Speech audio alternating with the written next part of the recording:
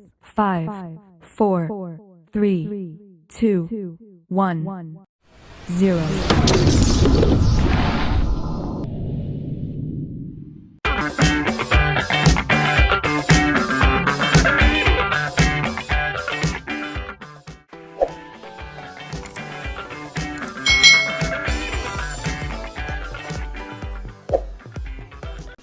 Hai, selamat datang di channel YouTube Kak Citra.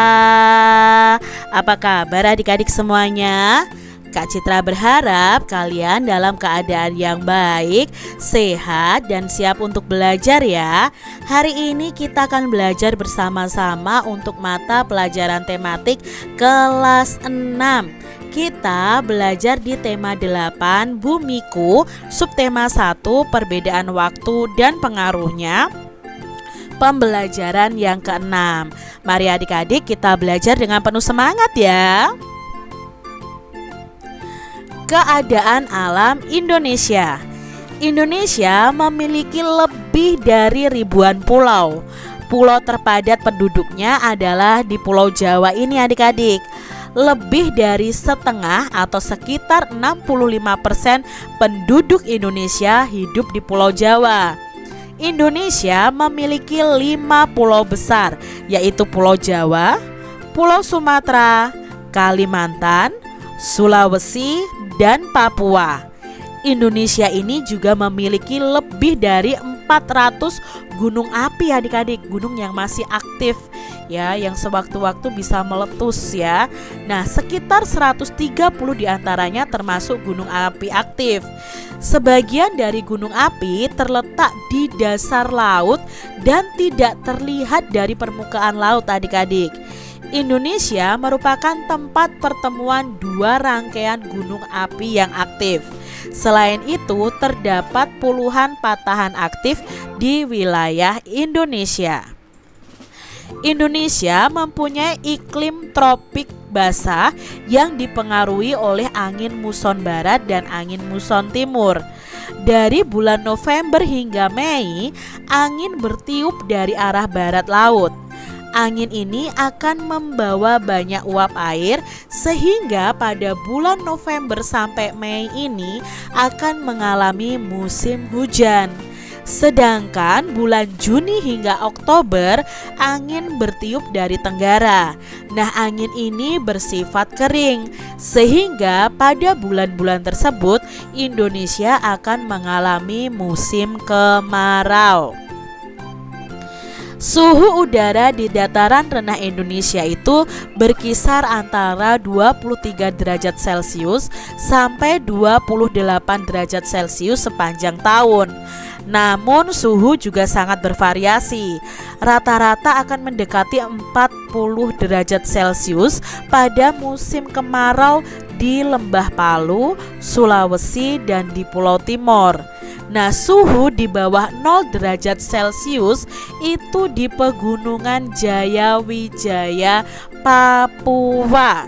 Terdapat salju abadi di puncak-puncak pegunungan di Papua seperti di Puncak Trikora. Ini adik-adik ya, Puncak Trikora itu di Gunung Wilhelmina dan di Puncak Jaya. Nah, ini adalah Puncak Jaya adik-adik. Jadi ini adalah wilayah Indonesia yang mengalami salju, tapi hanya di puncak gunung saja, karena di sini puncak gunungnya sangat tinggi adik-adik. Curah hujan di Indonesia rata-rata itu 1.600 mm setahun. Daerah dengan curah hujan rata-rata tinggi sepanjang tahun adalah di Aceh, ya, di Sumatera Barat, sebagian di Sumatera Barat, Sumatera Utara, Riau, Jambi, Bengkulu, lalu sebagian Jawa Barat, lalu di Kalimantan Barat, di Sulawesi Barat, lalu di Maluku Barat adik-adik, Maluku Utara, dan di Delta Memberamo di Papua. Ini adalah pulau-pulau yang curah hujannya sangat tinggi. Adik-adik, bacaan di atas itu merupakan contoh sebuah teks non-fiksi. Kalau kemarin-kemarin kita sudah belajar tentang teks fiksi ya, teks berdasarkan khayalan dari pengarangnya. Nah, sekarang ini adalah teks non-fiksi. Apakah adik-adik tahu apa itu teks non-fiksi? Nah, mari kita pelajari bersama-sama. Teks non-fiksi atau karangan non-fiksi. Nah, karangan non-fiksi ini ialah karangan yang dibuat berdasarkan fakta atau kenyataan atau realita atau peristiwa yang benar-benar terjadi. Berbeda dengan karangan fiksi ya, itu yang berdasarkan hanya khayalan. Nah, tulisan non-fiksi ini biasanya berbentuk tulisan ilmiah dan ilmiah populer, laporan, artikel, features, skripsi, tesis, disertasi, makalah, dan lain sebagainya. Nanti biasanya kalian akan membuat ini ketika sudah di bangku kuliah adik-adik. Nah, perbedaan antara teks fiksi dan non-fiksi itu terletak pada masalah faktual atau tidak, imajiner atau tidak. Perbedaan antara keduanya sama sekali tidak ada hubungannya dengan gaya bahasa atau apapun selain masalah fakta dan khayalan. Jadi kalau non-fiksi itu fakta yang benar-benar terjadi, tapi kalau fiksi itu yang berupa khayalan. Karangan non-fiksi berusaha mencapai taraf objektivitas yang tinggi, berusaha menarik dan menggugah nalar atau pikiran dari pembacanya. Bahasa karangan non-fiksi itu bersifat denotatif dan menunjukkan pada pengertian yang sudah terbatas sehingga tidak bermakna ganda. Nah, non-fiksi ini dibagi menjadi dua. Yang pertama adalah non-fiksi murni, berisi pengembangan berdasarkan data-data yang autentik, dan non-fiksi kreatif, berawal dari data autentik kemudian dikembangkan sesuai imajinasi penulisnya yang pada umumnya itu dalam bentuk novel, puisi, dan prosa. Nah, adik-adik, di sini kita akan mengetahui tentang ciri-ciri khusus kondisi alam berdasarkan bacaan tadi. Nah, kondisi umum alam di Indonesia itu apa? Oh, Indonesia itu memiliki ribuan pulau, memiliki iklim tropik basah. Suhu udara di dataran rendah Indonesia itu sangat dingin ya, atau berukuran sedang. Nah, ciri-ciri khususnya apa? Yang pertama, ciri pertama, Indonesia itu memiliki 5 pulau. Dari ini ya, Indonesia memiliki ribuan pulau. Ini pertama, Indonesia itu memiliki 5 pulau besar. Lalu Indonesia itu memiliki 400 gunung api ya, kurang lebih 400 gunung api. Dan Indonesia merupakan tempat pertemuan 2 rangkaian gunung api yang aktif. Lalu ciri yang kedua, Indonesia memiliki iklim tropik basah adalah dari bulan November sampai Mei Indonesia mengalami musim hujan. Dari bulan Juni hingga Oktober Indonesia mengalami musim kemarau. Lalu ciri yang ketiga, suhu udara di dataran rendah Indonesia. Nah, rata-rata suhunya adalah mendekati 40 derajat Celcius pada musim kemarau. Lalu terjadi salju abadi di puncak-puncak pegunungan di Papua. Dan curah hujan di Indonesia itu rata-rata 1.600 mm setahunnya. Adik-adik, Indonesia termasuk negara dengan curah hujan yang cukup tinggi. Pada musim hujan, beberapa daerah akan mengalami bencana banjir. Nah, coba adik-adik baca artikel tentang banjir di bawah ini. Sumbatan air dan banjir. Di Jakarta, banjir itu sudah menjadi peristiwa biasa. Pertama kali banjir di Jakarta terdokumentasikan pada tahun 1699. Banjir sudah terjadi di Jakarta sejak zaman kolonial. Ada hal penting terkait banjir yang harus kita ketahui, yakni sumbatan saluran air. Sumbatan air ketika Jakarta mengalami banjirnya. Sumbatan ini terjadi ketika Jakarta mengalami banjir. Di kota ini banjir tidak hanya berisi air, namun terdapat banyak sampah juga. Banyak orang yang menganggap air merupakan suatu elemen penyebab polusi. Sebenarnya sampahlah yang menyebabkan air terkena polusi. Ketika terdapat banyak sampah di sepanjang sungai, tidak ada lagi ruang bagi air untuk mengalir karena terhambat oleh sampah tersebut adik-adik. Tak pelak lagi, air pun meluap dan terjadilah banjir. Air dan sampah bercampur dan mengalir di sepanjang jalan-jalan yang biasa kita lewati. Saya percaya bahwa kita bisa mengurangi resiko banjir jika Pemda Jakarta melakukan berbagai proyek air yang dapat mengedukasi dan menginformasikan bagaimana cara untuk membuang sampah yang benar beserta sanksi tertentu apabila tidak mematuhi aturan.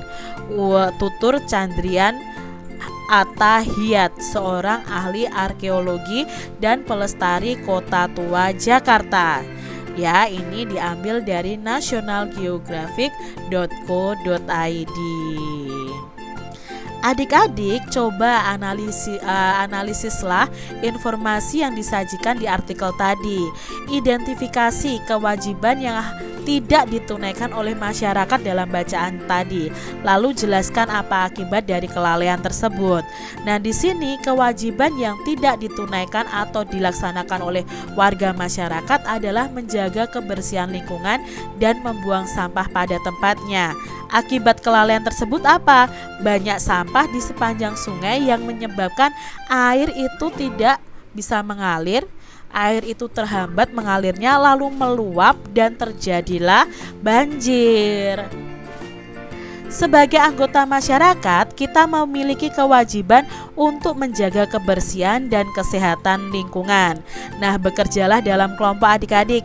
Diskusikan kewajiban yang kamu miliki sebagai masyarakat dalam menjaga kebersihan dan kesehatan di lingkungan tempat tinggalmu. Nah, di sini kewajiban kita sebagai anggota masyarakat adalah yang pertama menjaga kebersihan lingkungan, yang kedua membuang sampah pada tempatnya, dan yang ketiga mengurangi sampah dengan daur ulang sampah. Itu kewajiban kita untuk menjaga kebersihan dan kesehatan lingkungan. Ketika musim hujan tiba, lapangan sekolah menjadi becek dan berlumpur. Hal ini mengakibatkan sepatu siswa-siswi menjadi kotor adik-adik. Menjaga kebersihan dan kenyamanan itu adalah tanggung jawab semua warga sekolah. Nah, SD Pelita Hati ini membuat jadwal piket tambahan. Mematuhi dan menjalankan jadwal piket dengan baik merupakan kewajiban setiap siswa SD Pelita Hati. Bantulah SD Pelita Hati ini membuat daftar hal-hal yang harus dilakukan oleh petugas piket dan siswa-siswa lainnya sebagai perwujudan dari kewajibannya dalam menjaga lingkungan sekolah. Nah, adik-adik, kewajiban petugas piket itu apa saja? Yang pertama, menyapu ruangan dan halaman kelas, menata kembali buku-buku pelajaran, membersihkan papan tulis, mengatur kembali posisi meja dan kursi, lalu mengisi papan absen, bisa membuka dan menutup jendela kelas. Itu tadi adik-adik ya, tugas dari piket kelasnya. Kak Citra berharap kalian juga melaksanakan piket kelas. Kalau saat ini belum bisa ya adik-adik ya, karena adik-adik belajar dari rumah. Kamu sudah mengidentifikasi kewajibanmu dalam menjaga kebersihan rumah, sekolah, dan lingkungan. Coba adik-adik tuliskan kembali kewajiban kalian dalam menjaga kebersihan di lingkungan rumah, sekolah, dan masyarakat. Kalian bisa membuat tabel seperti berikut ini dan kalian bisa tempelkan sebagai pengingat kalian. Contoh kewajiban menjaga kebersihan dan kesehatan di lingkungan rumah. 1. Membuang sampah pada tempatnya, membersihkan debu-debu yang menempel di barang-barang, merapikan kamar setelah bangun tidur, menyapu dan mengepel lantai, membuka jendela kamar pada siang hari.